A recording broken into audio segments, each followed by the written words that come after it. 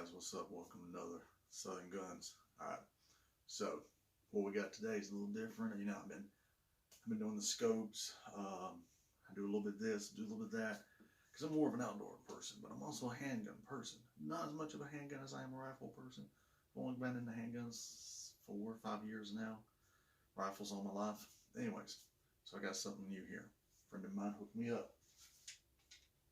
The FN 509. Pretty nice gun. As usual, we'll always try and check, make sure it's clear. Magazine's empty. Gun's empty on safe. Okay? Well, don't put your finger in the trigger. Well, we're good, right? Cool. Alright. So what we have here?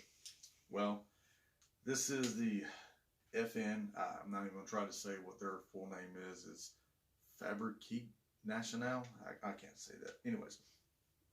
For those who don't know, FN makes a large portion of the United States small arms. From the M4, which is made with Colt. Most people think it's made by Colt subtracted to FN. So FN makes the M4 to the FN M249 and the 240 Bravo. So it's pretty cool. You know, something kind of like, whoa, you know, didn't know they try and make that many. So FN has a good relationship with the U.S. military. They have a very good standing. They're not going out of business anytime soon. That's the moral of the story. So it ain't like you got to like, who are these people? Where they come from? Are they somebody that's trying to be interested in? Yes.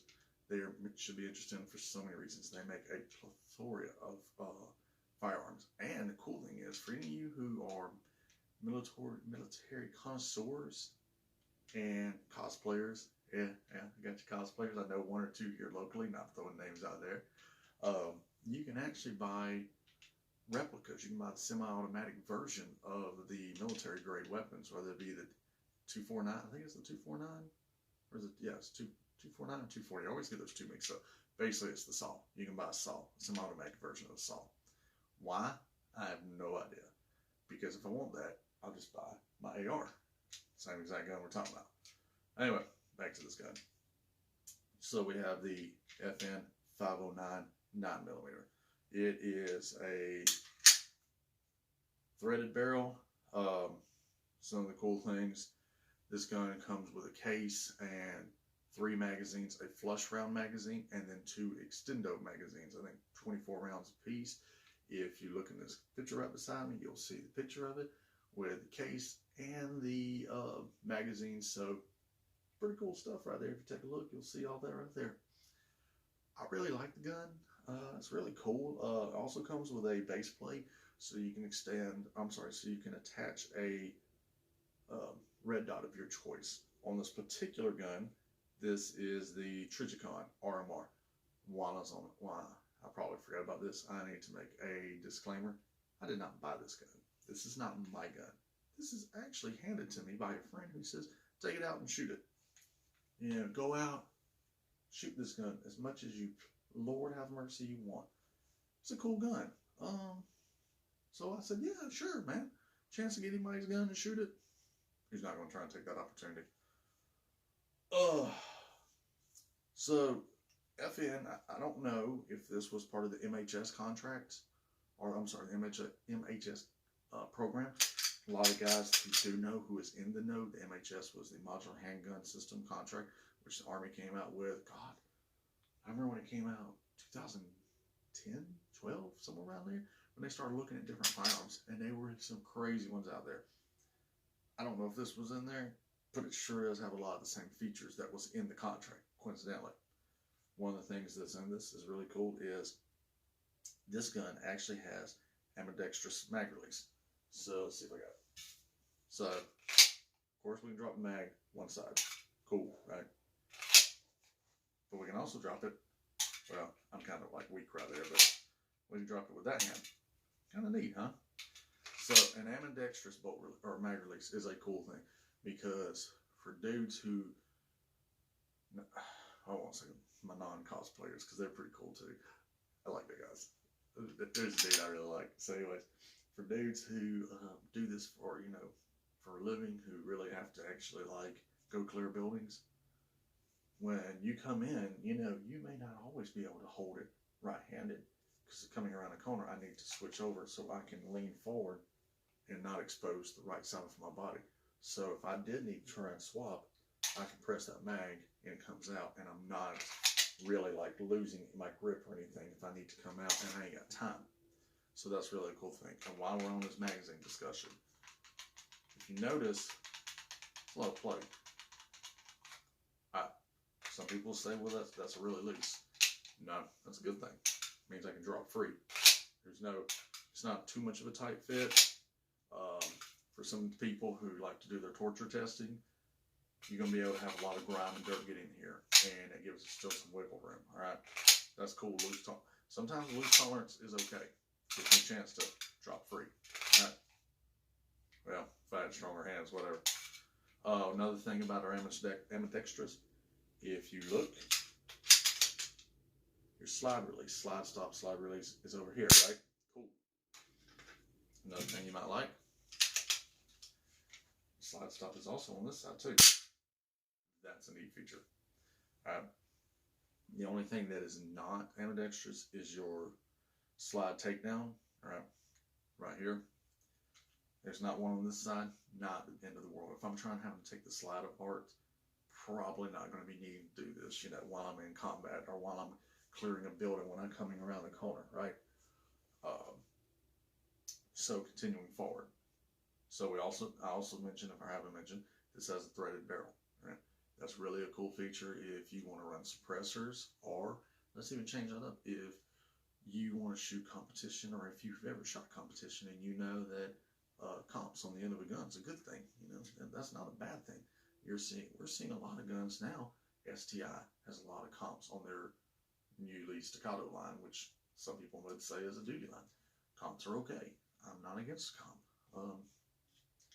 So it has a thread protector with a little rubber insert, so you can tighten that little puppy down to protect your threads, which is always good. Not all companies always come with these little thread protectors. All right. Another thing is we have Trijicon night sights with tritium. Cool, man. Works great at night. And while we're moving up to the top, on your top side, you have, this is a Trijicon RMR. I don't know if it's type 1 or 2. I don't really know the true difference on that. I'll just say that this is the Trijicon. I think this is the one that takes, is it the LED one? I actually have, guns clear, okay. So I actually have the other one, the dual illuminated one, with the tritium and the fiber optics. So I don't know if they're the same one. I think mine's a type 1. I think I read of them that type 1 and type 2 has the exact same footprint.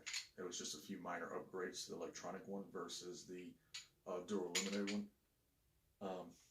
Externally, the only difference is you're going to be pressing the button on this one to turn it on and then turn it off, whereas this one is just point and shoot. It's just, barely there. My preference, I like my dual illuminated one, okay? That's just me. But it's not mine. I'm sorry. This one's not mine. Talking about the gun, you also have, your adjustable back strap to adjust for the size of the hands. Obviously, I have baby hands, so that's why we're going to have that. We're going to have it as small as we can for me. Also, if you are working in cold weather, if you're working in any kind of weather, you need to be wearing gloves.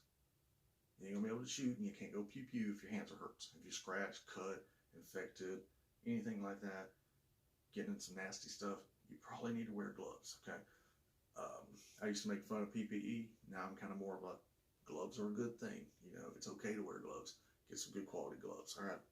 So anyways, if you're wearing gloves, you have an extended mag well, so we can get our gloved hand in there, okay? So it's not like, I'm trying to force that in there, all right? Of course, like every gun, Picatinis are L standard nowadays. No big deal. So pretty much we talked about the gun, all right? So we're going to go out and shoot it. We'll talk about this, see what's up. I'm not the best handgun shooter in the world. A lot of my close friends know that. Cool. I accept that in life. No big deal. So we'll go outside. We'll shoot this thing, and we'll see what's thinking. We'll come back and talk about it.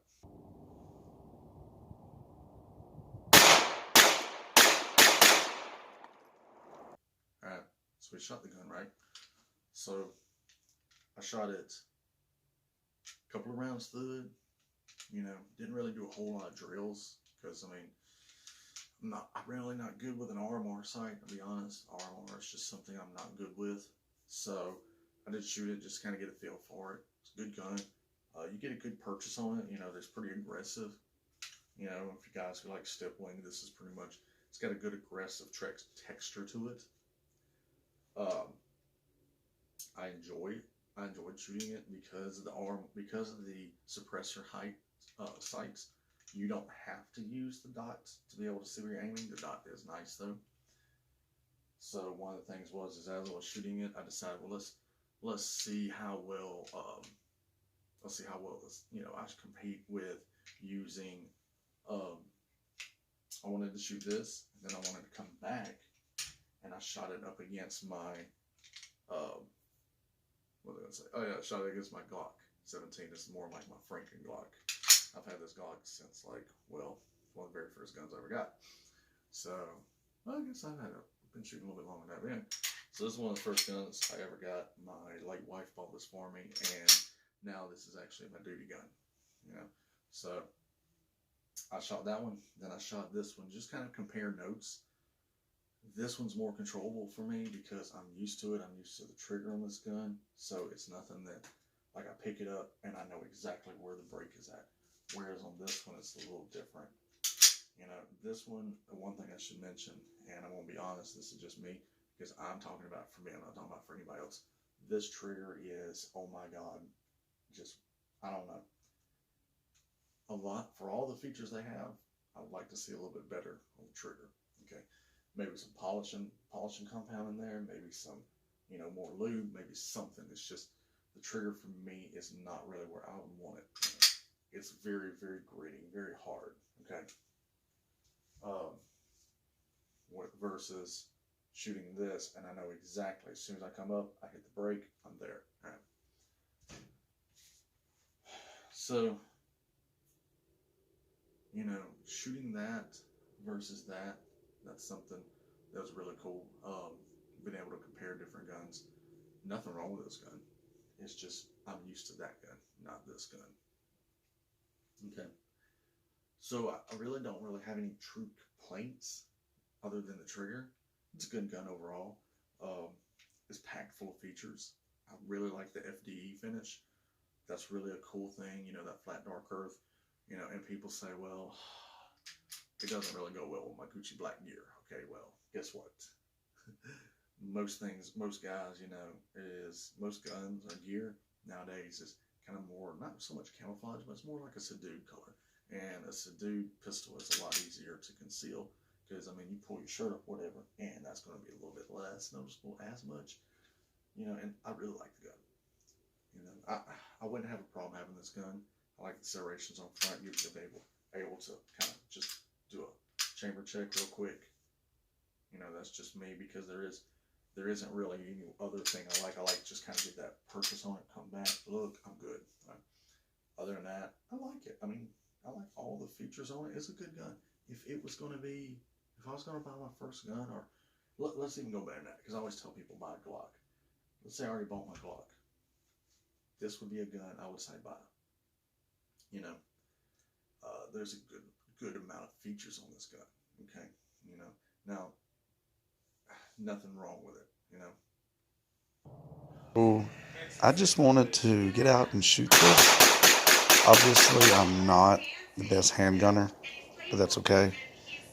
But I'm going to compare it against my Glock. As you can see, I am very much more in control of that Glock. So what would I say to people who's buying a gun? You know, after we've looked at the videos, we've looked at this compared to the other guns. You know, what would I say to people who have these guns? I would say that if you don't have if you already have a Glock, or let's say you have 1911s and you want to move to a striker fired pistol, you're not going to go wrong with this gun. You know, the only thing that I always have with these types of firearms, other than a Glock, is I see a lot of times that they'll build the design, they'll come up with this design, and then they'll have it for 2-3 years, and then it's like, on size because they want to improvise, they want to make something new. Well, the problem is the aftermarket industry is now catching up. It takes 2 years or so to catch up to a design. You know, to me, that's why Glock is such a popular gun. You have a huge aftermarket support. M&P is a huge support. You have what has been around for 15 years, thereabout. Good aftermarket support, kind of. They haven't changed the design. They went to Gen 2 finally. Now we're not really seeing like a lot of major things, but we're seeing enough that, okay, the aftermarket support's like, hey, we're going to keep doing this. If these people stay, if FN stays with this design, I think you could try and see some good aftermarket support. You could go as far as maybe see a new slides made. You can see aftermarket triggers made. There's all kinds of stuff you can do to it, just like that. Just like the SIG's M17. Almost making slides for them. Alright. Guess ain't nothing else I got for you guys. Like I always tell you, get out there and shoot. You know, I don't care if it's just practicing your aim, you know, practicing your dry fire. You know, dry fire is a wonderful thing. Practice that. Whatever you do, get out there, practice. Take someone to the range. Take someone to shoot a 22. God, you will not believe how much that can be a game changer. Take someone to a 22, set up a still plate. It's like changing their whole world. They get hooked on those little things. All right, guys.